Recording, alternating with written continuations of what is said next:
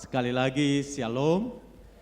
Nah, baik saudaraku yang dikasihi Tuhan, kita bersyukur dan berterima kasih buat kesempatan yang luar biasa di mana Tuhan izinkan kita semua boleh dapat berkumpul lagi pada pagi hari ini. Dan kita telah memuji, menyembah Tuhan, dan pada kesempatan ini saya akan ajak kita untuk mendengarkan kebenaran firman Tuhan dengan satu keyakinan kita semua bahwa waktu kita dengar firman Tuhan, iman kita itu akan bertumbuh. Waktu kita dengar firman Tuhan, maka kita akan menjadi pribadi-pribadi yang semakin kuat di dalam Tuhan. Nah, saya ajak kita buka dalam Kisah Para Rasul. Kita akan buka dalam Kisah Para Rasul pasal 4. Kisah Para Rasul pasal 4, kita akan baca 2 ayat. Ayat yang ke-12 dan ayat yang ke-13. Kisah Para Dia, sebab di bawah kolong langit ini tidak ada nama lain yang diberikan kepada manusia yang olehnya kita dapat diselamatkan. Ketika sidang itu melihat keberanian Petrus dan Yohanes dan mengetahui bahwa keduanya orang biasa yang tidak terpelajar, heranlah mereka dan mereka mengenal keduanya sebagai pengikut Yesus. Saya baca ayat yang ke-13 sekali lagi. Ketika sidang itu melihat keberanian Petrus dan Yohanes dan mengetahui bahwa keduanya orang biasa yang tidak terpelajar, heranlah mereka dan mereka mengenal keduanya sebagai pengikut Yesus. Hari ini kita akan bicara bersama terkait dengan satu nama yang kita kenal dengan nama Yesus. Sungguh kemudian kita percaya bahwa kata nama atau kita semua mengatakan bahwa nama adalah sesuatu yang unik. Tidak semua kita yang hadir hari ini punya nama yang sama. Karena nama bicara tentang identitas, keunikan seseorang. Makanya pada zaman dulu keunikan seseorang dengan nama itu diberikan sesuai dengan situasi alam. Kalau cuaca lagi berombak, orang kadang-kala mengatakan, oh dia penama angin timur sudah. Kalau kemudian dia lahir di satu pohon, namanya ikuti pohon itu. Kalau dia lahir di lembah mana, namanya diikuti dengan lembah itu. Jadi tujuannya agar supaya identitasnya menjadi sesuatu yang unik. Tetapi kemudian kita bicara tentang nama Yesus. Kita tidak sedang bicara karena Yesus lahir di kandang yang hina, maka namanya disebut Yesus, bukan. Namanya memang sudah dinubuatkan sebelumnya. Dan karenanya kita hari ini untuk belajar bersama sebagian dari keunikan dan sesuatu yang luar biasa dari nama Yesus. Karenanya ketika Petrus dan Yohanes di dalam pasal yang ketiga dalam Kisah Para Rasul, waktu ada seorang lumpuh disembuhkan, itu menjadi sebuah masalah yang besar. Waktu seorang lumpuh mengalami mujizat yang luar biasa, itu heboh. Kalau zaman ini kita kenal dengan namanya viral. Orang kemudian teristimewa pada tokoh-tokoh agama, mereka memperdebatkan karena orang yang lumpuh yang kemudian disembuhkan. Dan saya ingin mengatakan itu penyakit sebenarnya. Kenapa saya katakan penyakit? Karena justru sebenarnya ketika orang lumpuh ini tidak bisa berjalan, perlu kita prihatin. Katakan amin. Dan waktu orang lumpuh itu berjalan, kita juga harus bersuka cita. Katakan amin. Tapi justru yang kita lihat itu menjadi masalah. Karenanya tadi sudah saya katakan, kadangkala di dunia zaman ini pun itu penyakit, saudara. Kalau ada orang yang diberkati mulai cemburu. Kalau orang yang mulai sukses juga sama. Harusnya kita semua sepakat mengatakan kalau orang itu berduka kita ikut berduka. Kalau orang itu sukses kita juga ikut bersuka cita. Dan ini yang terjadi pada zaman ketika Petrus dan Yohanes melayani. Dan waktu orang lumpuh itu disembuhkan, mereka mengalami persoalan. Saya dalam beberapa statement saya pernah katakan bahwa di dalam proses kita mengiring Tuhan, kita benar-benar dituntut untuk kemudian hidup seturut dengan kehendak Tuhan. Karena melakukan yang benar saja dianggap salah, apalagi yang melakukan salah. Yang melakukan yang baik saja dianggap salah, apalagi yang salah. Hanya sekelompok orang ketika ada yang melakukan kesalahan dan mereka bangga dengan kesalahan itu. Tapi bagi kita selaku orang yang percaya, yang menghormati Tuhan, yang menghormati Dia adalah Raja di atas segala raja, yang menghormati oleh kematiannya saya dan saudara diselamatkan, maka kita sepakat mengatakan bahwa yang benar tetap benar, yang salah tetap salah. Tidak berarti yang salah kemudian kita mengintimidasi. Istilah orang bilang sudah jatuh tertimpa tangga pula. Artinya bukan berarti kita sedang menginjak-injak, bukan di situ maksudnya. Tetapi bagaimana kita coba belajar dan berusaha supaya dalam proses di mana kita mengiring Tuhan, kita benar-benar memberikan penghormatan spesial kepada Tuhan yang kita sembah. Nah, perhatikan bahwa ketika Petrus dan Yohanes mereka disidangkan dalam ayat yang ke-13. Ketika mereka disidangkan dan melihat keberanian Petrus dan Yohanes dan mengetahui mereka adalah orang-orang yang bukan terpelajar. Mereka bukan orang-orang yang luar biasa. Alkitab katakan mereka orang-orang biasa. Mereka juga bukan orang-orang terpelajar. Tetapi mereka tahu siapa Petrus dan Yohanes. Kalimat terakhir di ayat yang ke-13 ini penting buat saya dan saudara. Dikatakan, heranlah mereka dan mereka mengenal keduanya sebagai pengikut Yesus. Ini yang paling penting. Kenapa banyak orang mengenal Petrus dan Yohanes yang bukan terpelajar?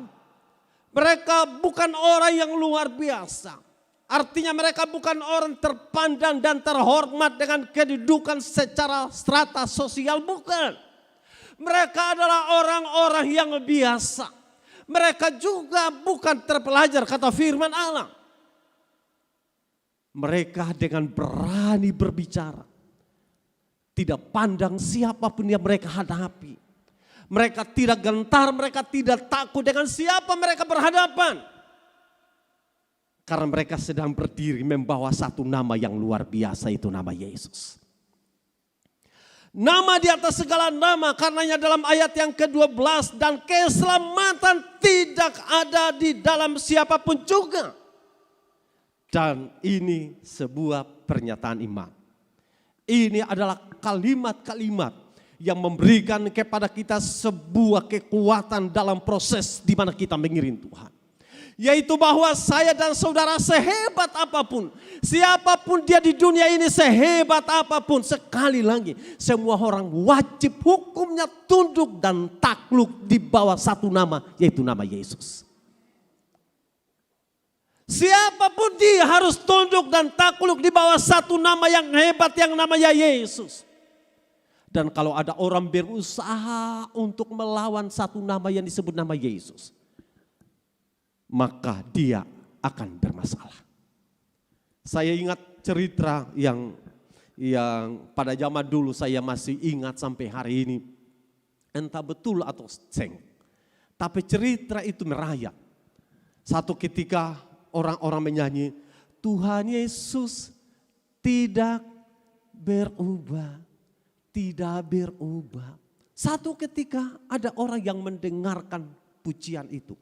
Lalu orang mengolok-olok dengan mengatakan, Tuhan Yesus tolak gerobak.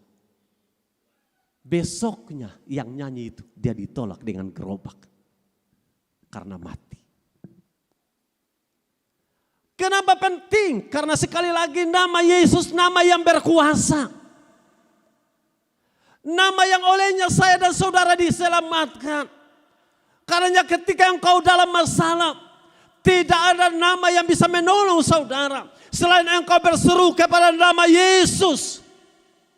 Dan nama Yesus yang membuat engkau hari ini menangis tertawa kemudian. Nama Yesus yang bisa dapat mengubah situasi dunia kita. Karena di situasi dunia ketika keadaannya kelam dan sulit. Mari kadang-kala kita mengatakan mari kita angkat tangan dan menyebutkan nama Yesus. Menyerukan nama Yesus. Karena sekali lagi nama Yesus nama yang berkuasa. Saya harap supaya keyakinan, pengharapan, iman kita masih tetap kokoh, kuat dan teguh. Karena apa yang kemudian dicatat dalam kebenaran firman Allah dan keselamatan tidak ada di dalam siapapun juga selain di dalam Dia. Sebab di bawah kolong langit ini tidak ada nama lain yang diberikan kepada manusia yang olehnya kita dapat diselamatkan.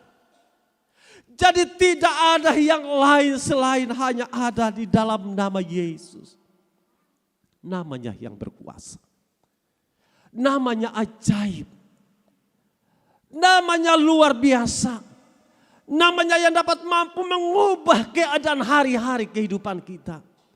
Namanya yang kemudian mengangkat ketika kita jatuh. Asalkan kita mau diangkat. Kadang Tuhan mau angkat kita. Kadang kita tidak mau diangkat Tuhan. Dan itu yang terjadi. Kadang kemudian orang mempersalahkan Tuhan. Kenapa beta dalam keadaan begini? Saya ini mengatakan Tuhan punya kerinduan kita dipulihkan. Tapi kadang-kala kita tidak mau dipulihkan. Tuhan rindu agar semua keadaan menjadi lebih baik. Kadang-kala kita tidak mau. Persoalan bukan yang salah Tuhan. Kita koreksi diri kita masing-masing. Nama Tuhan nama yang berkuasa. Dan semua kita sepakat di setiap waktu dalam kehidupan kita. Kita tidak mau memandang entah jam 1, entah jam 2, entah jam 3, entah jam 10. Saat kita datang kepada nama yang berkuasa itu. Dia selalu mendengarkan doa-doa saya dan saudara. Dia tidak pusing kebanyakan orang dengan ekstrim harus berdoa jam 12 malam. Bagi kita selaku orang yang percaya. Soal jam bukan persoalan. Yang paling penting hidup ini. Soal jam bukan masalah. Yang paling penting hidup ini terbuka bagi dia. Soal waktu bukan persoalan. Tapi persoalannya dapatkah kita membereskan hati ini untuk kemudian datang kepada Tuhan. Dengan sebuah kerinduan seperti kita menjadi kertas putih yang kemudian belum ada tulisan apa-apa. Dan Tuhan tahu kepolosan hati kita di hadapan Tuhan. Kadang kala mungkin kita sembunyi dari orang lain.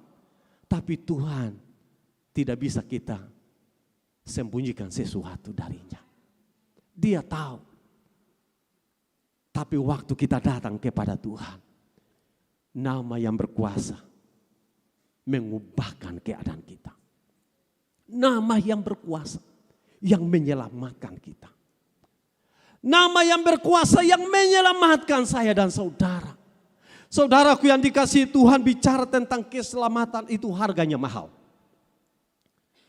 Tentang keselamatan itu harganya tidak murah.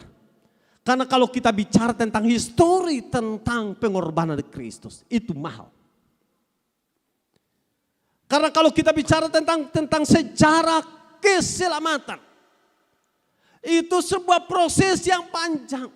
Ketika manusia pertama jatuh ke dalam dosa, desain Tuhan agar supaya manusia yang pertama itu bisa berkuasa atas segala alam ciptaannya. Karena mereka ada di taman, mereka menikmati suasana taman. Mereka berkuasa dan Tuhan memberikannya kuasa itu atau otoritas itu. Ketika mereka jatuh ke dalam dosa, mereka diusir dari taman. Dan karenanya waktu setelah mereka diusir dari taman, pola hidup mereka menjadi berubah. Tata cara hidup mereka menjadi berubah. Apa yang berubah? Mereka harus kerja keras, membanting tulang dengan berkeringat. Mereka harus mencari rezeki. Dan itu yang terjadi.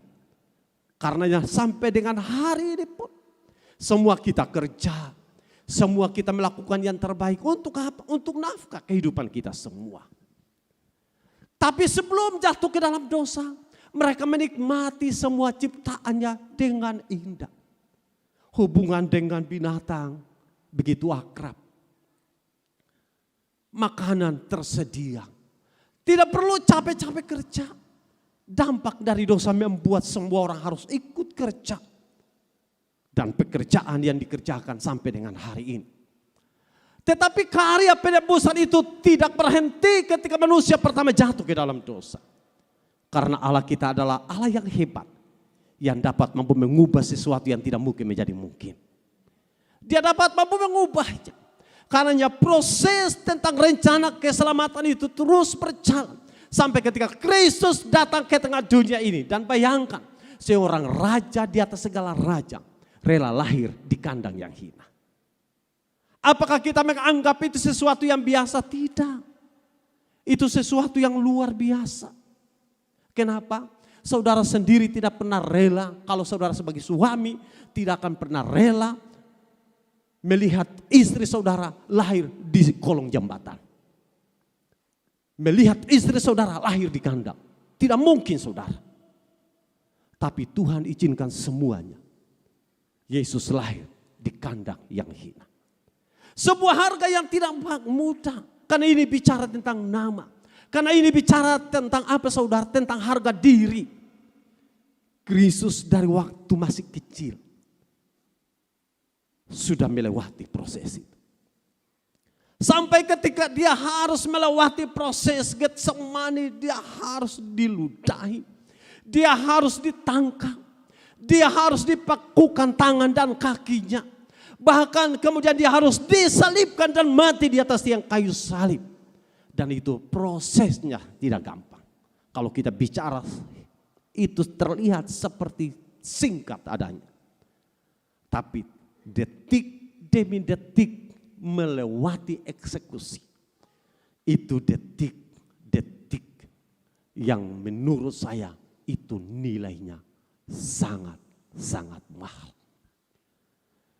Detik-detik di mana apakah mau berhenti ataukah tidak. Detik-detik untuk bisa dapat memutuskan mau jalan atau berhenti. Dan detik-detik perjalanan hidup kita kadang juga bisa ada pada pilihan.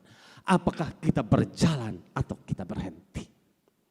Apakah kemudian kita mundur atau kemudian kita berjalan maju. Dan itu waktu-waktu yang paling krusial dalam kehidupan kita. Sama ketika Kristus dalam perjalanan menuju ke Golgota. Itu detik-detik yang menurut saya itu sangat-sangat berat. Karenanya apa yang tadi saya sampaikan terkait dengan keselamatan bukanlah sesuatu yang gampang dan murah. Keselamatan itu nilainya sangat mahal. Karena dia raja di atas segala raja. Rela mati di atas tiang kayu salib. Untuk siapa? Untuk saya dan saudara yang hina, saudara. Untuk saya dan saudara yang berdosa. Untuk siapa? Untuk saya dan saudara yang jahat. Untuk saya dan saudara yang telah kehilangan kemuliaan Allah akibat karena dosa. Tetapi Kristus datang dan menyelamatkan. Sehingga dikatakan di bawah kolong langit ini tidak ada nama lain yang olehnya saya dan saudara diselamatkan. Katakan amin. Namanya. Karenanya hari Minggu kemarin sudah saya katakan. Dia mendapatkan sesuatu yang luar biasa karenanya dengan ketaatannya. Maka dia berikan satu nama di atas segala nama. Supaya setiap lidah mengaku, setiap lutut bertelut, Yesus Tuhan Raja di atas segala raja. Saudara yang dikasihi Tuhan, tentang keselamatan penting untuk berulang kali dikumandangkan. Tentang keselamatan itu penting untuk berulang-ulang kali disampaikan. Karena keselamatan menjadi misi utama Tuhan ada datang di dunia. Yesus datang ke tengah dunia ini bukan misi utama terkait menyelesaikan masalah kita. Bukan yang lumpuh. Bukan yang pincang. Bukan itu tujuan utama. Tapi tujuan utama, saya yang berdosa itu diselamatkan. Kenapa? Karena memang manusia tidak dapat menyelamatkan dirinya sendiri. Kita tidak dapat mampu menyelamatkan diri kita sendiri. Karena kita harusnya dieksekusi. Kita harus dihukum. Kita yang adalah orang-orang yang patut dihukum tidak mungkin bisa menyelamatkan diri. Siapa yang harus menyelamatkannya? Harus ada seseorang. Dan siapa dia? Dia adalah Yesus, Juru Selamat kita. Karenanya namanya mampu menyelamatkan kita. Kita lihat yang terakhir saudaraku. Namanya berkuasa pertama di bumi dan di sorga. Tapi namanya dapat mampu menyelamatkan. Yang terakhir namanya mampu menyembuhkan. Katakan amin. Namanya mampu menyembuhkan. Saya ingin mengatakan ada dua hal kesembuhan. Kesembuhan pertama yaitu kesembuhan dari segala luka kita. Tapi kesembuhan yang kedua yaitu kesembuhan dari segala tekanan batin kita. Kenapa penting dari segala luka? Karena ini bicara tentang kondisi secara fisik. Tapi bagian yang kedua, tekanan batin ini secara moral saudara. Kita mungkin terlihat sehat. Tapi kadangkala orang sakit di dalamnya. Kadang mungkin kita tidak punya luka apa-apa. Dan itu dua hal yang perlu dipulihkan. Tuhan berkuasa atas segalanya. Dia mampu menyembuhkan saudara dan saya yang sakit. Karena di saat kita sakit, dia sampai hari ini selalu membuktikan betapa dia berkuasa menyembuhkan saudara dan saya. Apakah kemudian kenapa ada teman, kenapa ada orang tua, kenapa ada anak, kenapa ada rekan kita yang sakit didoakan berulang-ulang dan kemudian dia tidak sembuh dan kemudian meninggal. Katanya Yesus berkuasa. Saya ingin mengatakan bahwa kematian seseorang tidak berarti Tuhan itu tidak berkuasa.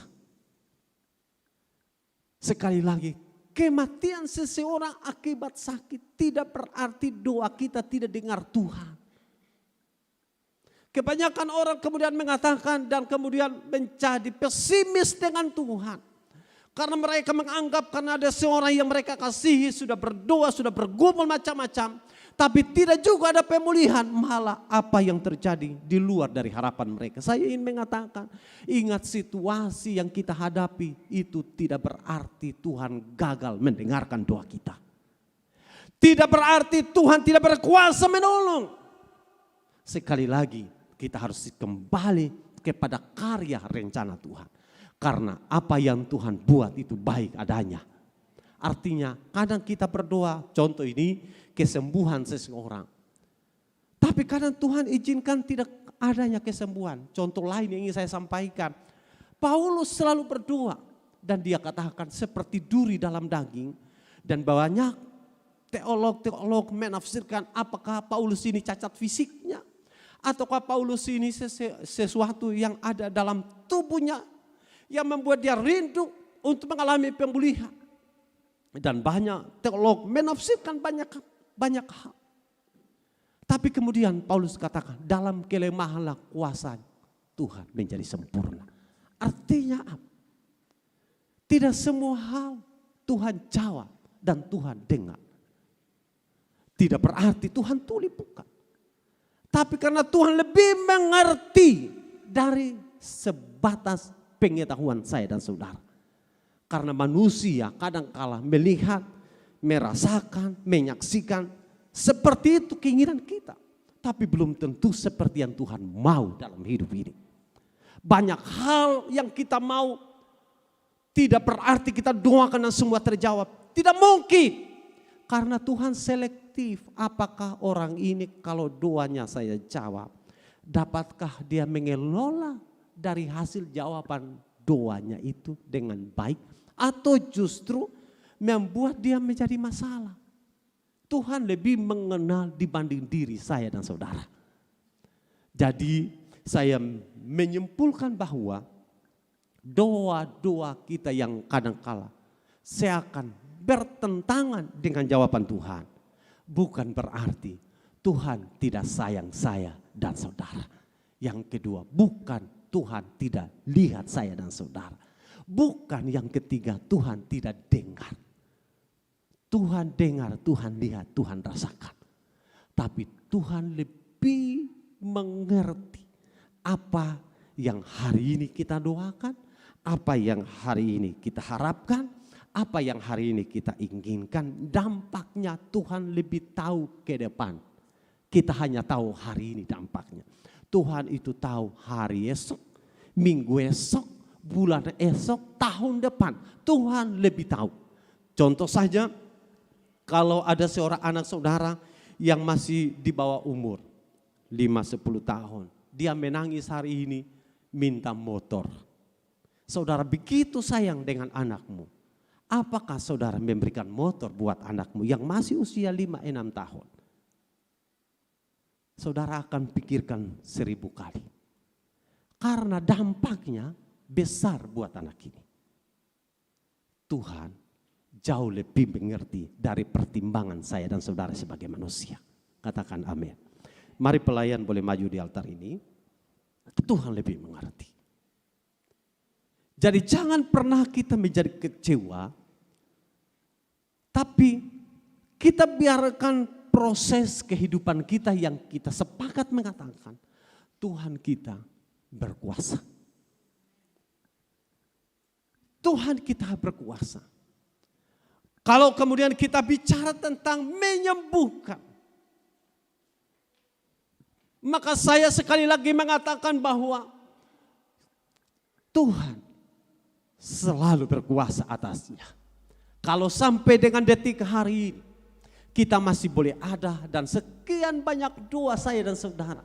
Berapa banyak di antara kita Tuhan sudah menjawabnya.